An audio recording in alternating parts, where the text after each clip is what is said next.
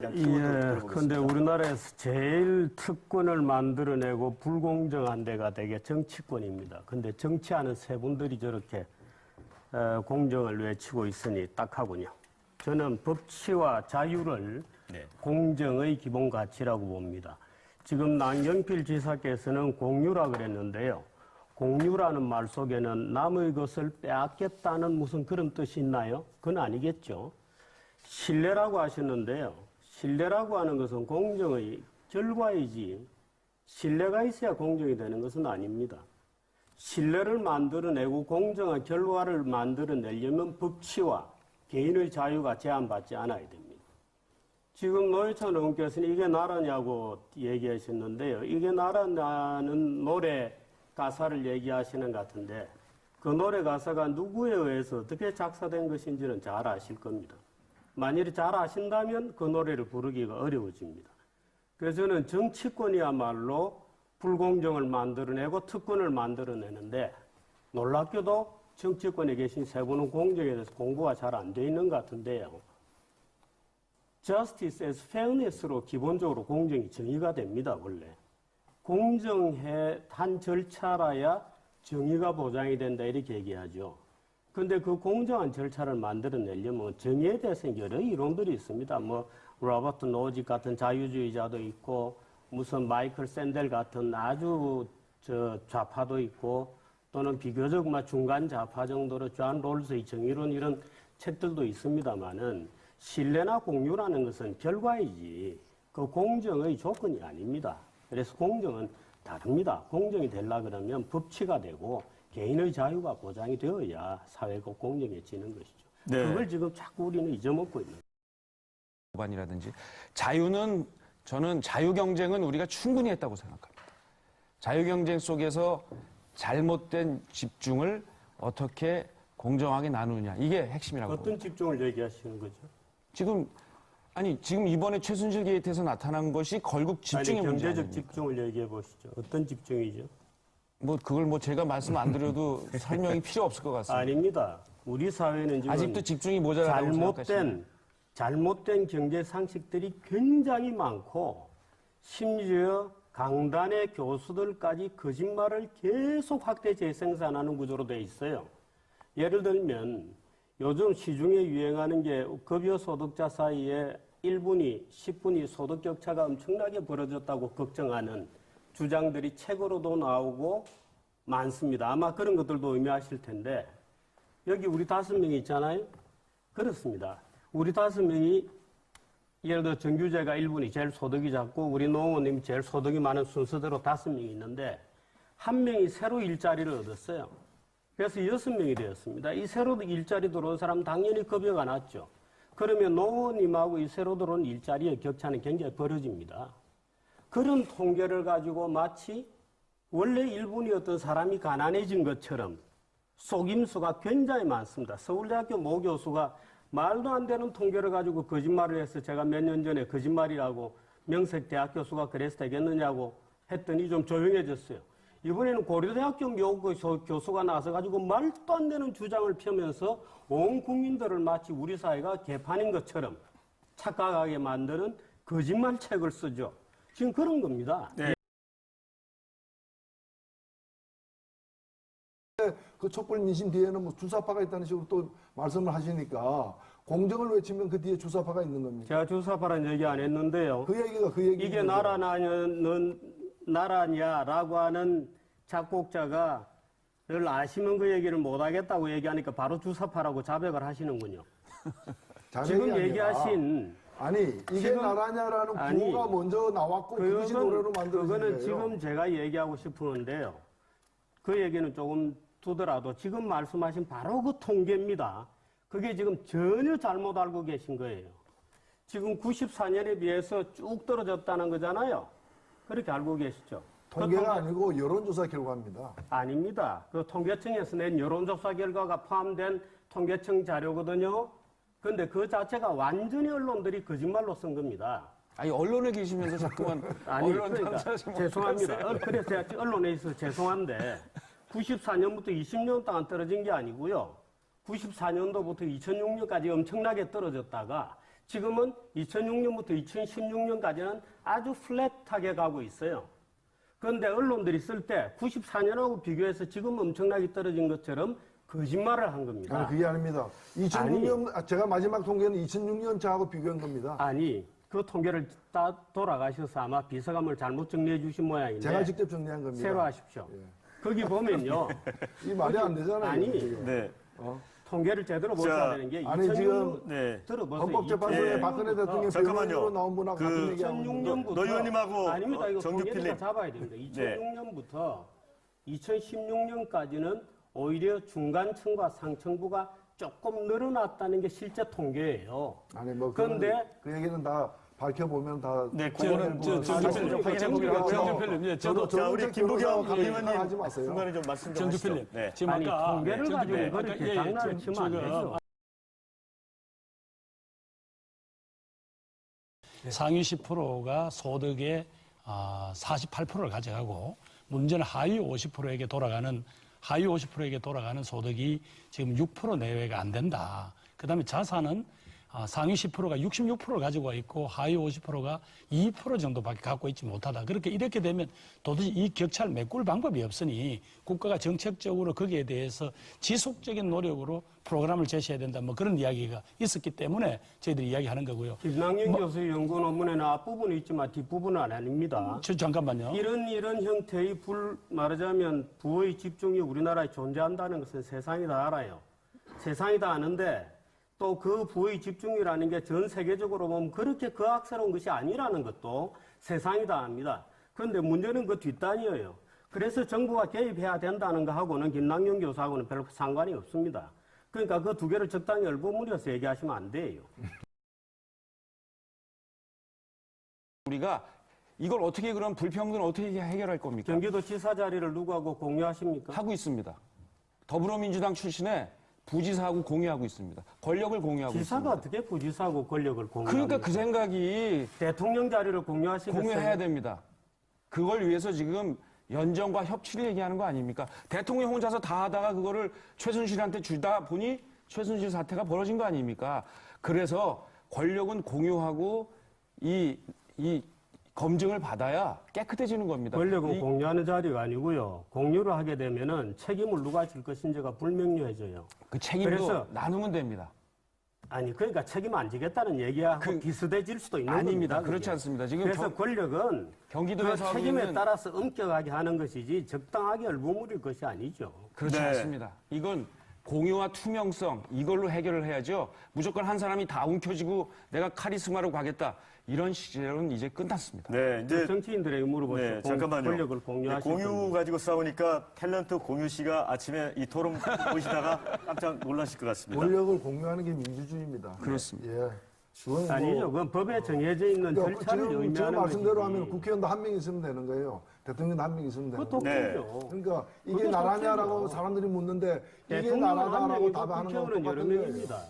네. 대통령은 한 명이고 국회의원은 여러 명이에요. 그거는 조직 원리가 다르기 때문입니다. 대통령은 민주주의에 의해서 선택되지만 고도의 책임을 지기 때문에 한 명이라도 되고요. 국회의원에게 주어져 있는 책임의 범위는 대통령이 지고 있는 책임하고 다릅니다. 그래서 여러 명이 있는 거예요. 네, 그게 자, 다 원리가 다른 정치 안 겁니다. 하시는 잠깐만요. 3%. 국민 대다수는 뭔가 하여튼 대한민국 사회는 공정성 수준이 낮다 이렇게 나왔거든요. 그 정기재 의원님, 그 이제 유튜브 같은 데서 정말 그냥 인기 진행자시잖아요. 저 이런 통계 자료에 대해서도 어떻게 우리나라는 지금 어떻게 된 일인지 주관적 평가는 굉장히 나쁘게 나옵니다. 우리 자신에 대한 어떤 네. 종류의 평가를 물어도 우리 국민들은 지금 자신감이 없고 실망하고 분노해 있어요. 그래서 거의 모든 분야에 있어서 주관적 평가는 세계적으로 거의 최하위 수준을 기록하고 있습니다. 그런데 실제로 객관적 평가는 그렇게 나쁘진 않아요. 네. 예를 들어서 우리 사회는 부패했느냐고 질문을 하면 거의 대부분의 국민이 부패했다고 얘기했는데 당신이 돈을 준 적이 있느냐 이렇게 물으면 돈 준 사람이 거의 없습니다. 이 갭이 굉장히 있죠. 그래서 정치학계 교수들이 공정과 관련해서 저런 주관적 평가를 했다는 것 자체가 저는 참 웃기는 이론적 토대를 가지고 이거는 국민 만들어내는 여론조사입니다. 국민. 그러니까 네. 정치학계가 그런 국민 여론조사를 했다는 것 자체가 저는 정말 참 웃긴다고 봅니다만은 지금 문제는 방법입니다. 우리 노 의원님께서 얘기하시는 거나 김부겸 의원은 두 분은 그래도 정치계에서 깨끗하신 분들이죠. 근데 사실은 두 분이 얘기하는 그런 것의 그러면 어떻게 해서 공정하게 되느냐? 지금 뭐 학교 입특례법 정유라 얘기 이런 거 했습니다만은 체육특기생들은 거의 다 그렇습니다. 원래가 지금도 그래왔고 우리 국민들은 금메달 따면 환호하지만 대부분의 금메달이 그렇게 만들어지고 있는 것이죠. 근데 그것을 그냥 이때까지 모른 척하고 갑자기 무슨 정유라 사건이 튀어나온 것처럼 얘기하는 것도 약간의 잘못된 생각들인데 문제는 방법론이죠. 그러면은 애들이 졸업하고 정말 좋은 교육을 받아서 졸업하면 정말 손에 뭔가 직업을 질 수 있고 이런 사회를 어떻게 하면 만들어질 수 있느냐는 방법론이 문제잖아요. 맨날 개탄만 하고 있습니다. 맨날 개탄만 하면서 국회에서 법 만드는 거 보면 거꾸로 가고 있어요. 국회에서 모든 직업을 다 차단하고 있습니다. 서비스업 발전법 다 차단하고 있어요. 내수 진작에 관한 수도 없이 많은 법안들 국회에서 모조리 차단하고 있습니다. 지금 예를 들어서 이번에 촛불 얘기했습니다만은 촛불 와중에 김영란법 설설설설 없어진 거거든요. 아까 남 지사님 좋은 얘기 하셔서 우리 사회 제일 엉터리가 개혁돼야 될 곳이 어디였느냐? 국회, 그다음 언론, 검찰, 노조 이런 것이었잖아요.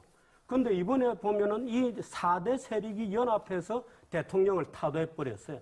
대통령을 탄핵한 건 누구냐?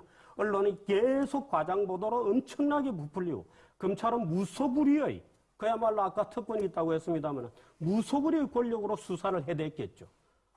정유라 같은 애는 지금 적색수배입니다. 무슨 빈라덴입니까? 근데 무소불위의 엄청난 법을 가지고 폭력처럼 휘두르고 있어요. 그 언론들, 노조 판 깔았죠. 이번에 촛불시에 돈까지 다 댔죠. 이렇게 해서 국회, 언론, 노조, 검찰이 대통령을 탄핵해버렸습니다. 그래서 저는 우리 사회는 이거 정말 안 되겠다. 예. 이거는 공정사회로 가기는 멀었다. 왜? 개혁되어야 할 세력들이 오히려 지금 전부 승리자가 되었거든요. 이거는 안 되겠다고. 네. 아니, 보십시오. 그래서 그걸 지금 그것 때문에 오히려 젊은 애들이 일자리 맡고 있는 거는 말하자면 노 의원님 같은 분들이 그런 법들을 맡고 있어서 그런 겁니다. 예를 들어서 보세요. 그러면 젊은 애들 일자리 지금 걱정들 굉장히 많이 하시죠. 젊은 애들 지금 청년 실업이 로켓처럼 올라가고 있습니다. 왜 올라갑니까? 언제부터 젊은 애들이 이렇게 일자리를 못 구했습니까? 저는 예를 들어 지금 일자리 그럼 지금 직장 다니는 사람들 일자리 빼앗아야 젊은 사람들 일자리 생깁니까? 정말 분노를 느끼는데 정말 무책임하게 정년만 60세로 연장시켜 놨죠. 아무 대책도 없이 지금 젊은 애들 일자리가 있습니까? 정년 60세 연장 충격을 그대로 받고 있는 거 아니에요. 그 두 분 다 책임지셔야죠. 두 분 책임은 어디로 갔습니까? 그때 그 표결할 때 뭐 하셨어요? 아니 그 연장을 누가 연장시켰습니까? 국회에서 연장시켰어요. 우리나라 생산 가능 인구가 줄어드니까 정부가 나서서 연장시킨 거 아닙니까? 아니 정부와 국회, 정부와 노동조합에서 국회 요구해가지고 정년이 정부와 연장됐습니까? 국회 다 똑같습니다. 정부와 국회 다 근데 똑같습니다. 그렇게 사실을 근데 왜곡하면 안 아닙니다. 되는 둘 거고요. 중에 하나죠. 원래 정년 연장하고 그래서 60세로 지금 임금 피크제를 하기로 했던 거를 임금 피크제는 빼고 정년 연장만 통과시켰지 않습니까? 아니 그렇게 결론이 뭡니까? 정경유착 하자는 겁니까? 정경유착 강화하자는 겁니까? 아니, 무슨 정경유착이에요? 지금 정경유착 때문에 온 국민들이 저 난리인데 정경유착을 없애는 방법을 지금 얘기하고 있는데 지금 이번에도 봤지만은 정경유착이라는 게 그냥 이루어지는 게 아닙니다. 재벌들이 돈을 대고 그 대가로다가 그런 특혜와 특권을 갖다가 받는 거 아닙니까? 그걸 없애야죠. 그리고 정정당당하게 세금을 내라 이겁니다. 돈을 벌었으면 왜 자꾸 뒷돈을 내냐 이거예요. 우리나라 법인들은 전 세계에서 거의 최상위권으로 법인세를 많이 내고 있고요. 그건 거짓말하는 건 다 드러났고요. 어떤 거짓말이에요? 지금 법인세 실효세율이 16%밖에 안 됩니다. 법인세 최저한세율이 17이죠. 그리고 삼성그룹 같은 경우에는 법인세로 낸 돈의 약 3분의 1을 갖다가 국고로 다른 여러 명목으로 보조를 받고 있어요. 실제 세금 얼마 내고 있습니까? 우리나라 실효세율 16%라니까 저는 참 안심합니다. 그래도 통계를 보셨구나. 17 최저한세율보다 작습니다. 그런데 그 차액은 어디서 오느냐? 뒷돈을 빼돌려서 안 낸 거냐, 특혜를 받아서 안 낸 거냐 아닙니다. 해외 납부세액입니다. 그래서 차이들이 나는 거죠. 경제성장률보다 노동임금이, 노동소득이 경제성장률보다 못 따라가는 이유도 그런 거고 해외 납부세액들이 많아서 그런 것이지 뒷돈 빼서 그런 게 아닙니다. 적당하게 오르는 사실과 사실 아닌 것을 얼굴 무려가 정주필님. 시기를 좀 안 됩니다. 부탁을 예를 들어서 드리겠습니다. 우리가 재벌에 대해서 규탄을 하거나 분석을 할 때도 사실인 것과 자기의 의견은 구분을 해야 됩니다. 이 두 가지를 적당히 섞어서 네. 얘기를 자. 하시면 안 돼요. 네. 그래서 예를 들어서 마치 세금을 안 내고 딴짓한다. 우리나라 예를 들어서 지금 뭐 평창올림픽만 해도 보십시다. 평창올림픽이 제대로 될지 안 될지 모르지만 평창올림픽 그거 누가 한 겁니까? 재벌 돈 뜯어가지고 간 거예요. 재벌 돈 뜯은 겁니다. 네. 프로 스포츠들 전부 어떻게 합니까? 재벌 돈 뜯어가지고 네. 강제로 합니다. 정주필님. 네. 보는 겁니다. 지금 저 세월호 얘기를 하시고 노원께서는 아직도 배지를 달고 계신데요. 그 국회의원이 배지를 달고 계시면 세월호 가족들이 집으로 돌아가려고 해도 못 돌아갑니다. 그러니까 사회적 슬픔이라는 것은 어떤 사회가 성숙되느냐 안 되느냐는 것은 그 사회가 슬픔이나 비극을 어떻게 처리하느냐 하는 것이거든요. 그런데 세월호 같은 그런 어처구니 없는 사건이 생기지 않도록 만들려고 하는 연안해운에 관한 여러 가지 검사에 관한 법은 부결되었었습니다. 우리 국회가 부결시켰습니다. 그때 노 의원님께서 부결하는데 어떻게 하셨는지는 몰라도 그래서 그런 문제가 그렇게 간단하게 누구 한 사람 책임지기고 할 그런 것은 아니잖아요. 잘 아시다시피. 예를 들어서 김대중 대통령은 연평 해전 났을 때 일본에 축구 보러 가셨거든요. 그렇다고 탄핵되지 않았습니다. 이제 그런 여러 가지 복잡한 정치적인 문제는 논외로 하고 지금 우리 남지사께서 얘기하신 예를 들어서 가장 중요한 것은 젊은 애들에게 일자리를 주고 이 사회가 역동적으로 돌아가는 겁니다. 그런데 지난 몇 년 동안 우리나라 국회와 우리 정부가 해온 거 보세요. 게임 산업 완전히 바보 만들었죠. 단통법 만들어서 통신회사들에게만 엄청난 돈을 갖다 앵겨주고 다 국회가 한 겁니다. 서비스 발전법 다 틀어막았죠. 물론 다 이유가 있습니다. 이유 없이 그렇게 한 건 아니에요. 유통혁신 다 틀어막았습니다. 골목상권 보호라는 이름으로. 모든 형태의 기업 투자하는 거 다 틀어막았습니다. 경기도 지사 계시지만 경기도는 수도권 규제 때문에 말도 못하는 피해를 입고 있습니다. 다 틀어막은 게 어디냐? 일자리를 다 틀어막고 있는 게 우리나라 국회인 겁니다.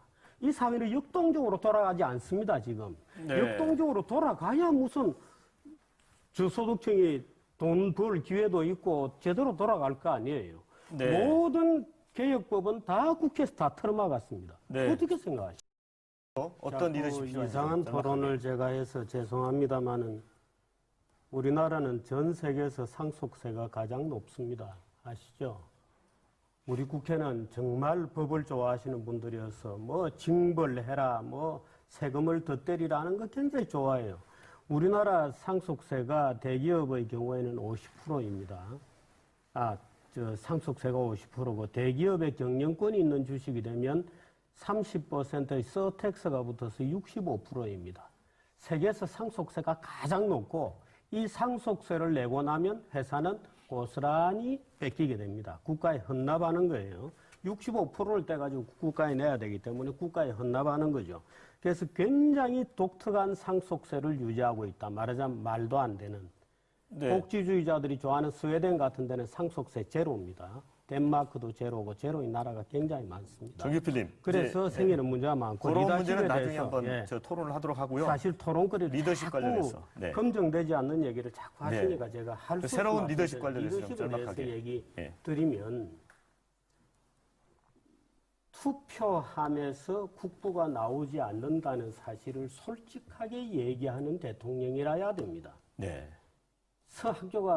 학생이 성적이 좋아지려면 열심히 공부해야 되듯이 국민들이 잘 살려면 열심히 땀 흘려 일을 하고 열심히 땀 흘려 일할 수 있는 기회를 충분히 만들어 줄 수 있는 역동적인 사회를 만들겠다고 하는 대통령이 나와야 됩니다. 지금 모든 정치 지도자들이 보면 전부 나눠줄게, 복지 줄게, 일 안 해도 먹고 살 수 있는 것처럼 거짓말하거든요. 일 안 해도 국부가 나오는 방법은 없습니다. 문제는 일을 하고 그 일할 수 있는 기회를 정말 다이나믹하게 많이 만들어내고 지금 수없이 많은 규제로 지금 문을 다 닫아놓고 있는 거 좀 걷어내고 그럴 수 있는 리더십이 저는 정말 필요하다. 국민들에게 진실을 좀 얘기하는 사람이 있어야 되겠다.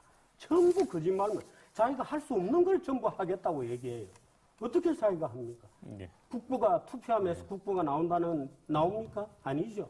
국민들이 땅과 네. 노력을 할 수 있도록 격려해주고 그런 기회를 많이 만들어줄 수 있는 리더십이 지금 필요하지. 네. 지금 남 지사께서는 협의, 공유 이런 말은 물론 네, 하도 네. 안 되니까 그렇게 네, 네. 얘기하시겠습니다. 얘기하시겠습니다만은 네. 자, 여러 사람이 간다고 되는 거예요.